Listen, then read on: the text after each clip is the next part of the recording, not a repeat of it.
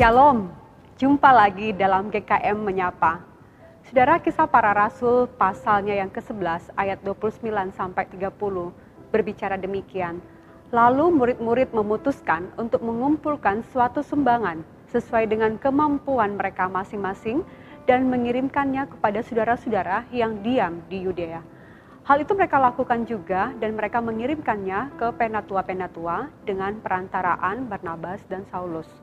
Sudah dikasih Tuhan, pemerintah daerah Yahukimo telah menetapkan status tanggap darurat bencana di wilayahnya sejak 21 Oktober hingga 1 November 2023. Setelah 23 orang di distrik Amuma Yahukimo, Provinsi Papua Pegunungan itu dilaporkan meninggal dunia akibat kelaparan. Saudara, kita mungkin heran dan bertanya, apa iya di negeri Indonesia yang kaya dan subur masih saja ada orang yang meninggal karena kelaparan? Tapi demikianlah yang terjadi.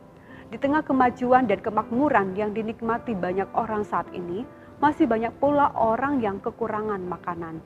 Di beberapa negara, kelaparan itu terjadi karena perang yang tak kunjung usai, bencana alam, dan juga perubahan iklim.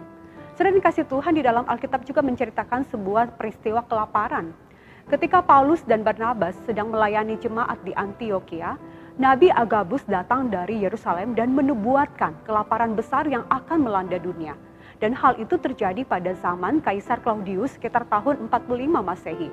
Beberapa sejarawan mencatat bencana kelaparan ini yang menyebabkan banyak penduduk Yerusalem itu meninggal dunia. Saudara, pertanyaannya, apa tanggapan orang percaya pada waktu itu? Saudara, orang percaya itu menggalang pengumpulan dana dari berbagai jemaat untuk kemudian disalurkan kepada mereka yang memerlukannya di Yerusalem. Saudara, para rasul itu mengirimkan bantuan ke saudara-saudara mereka yang berada di Yudea yang sedang menghadapi kelaparan besar.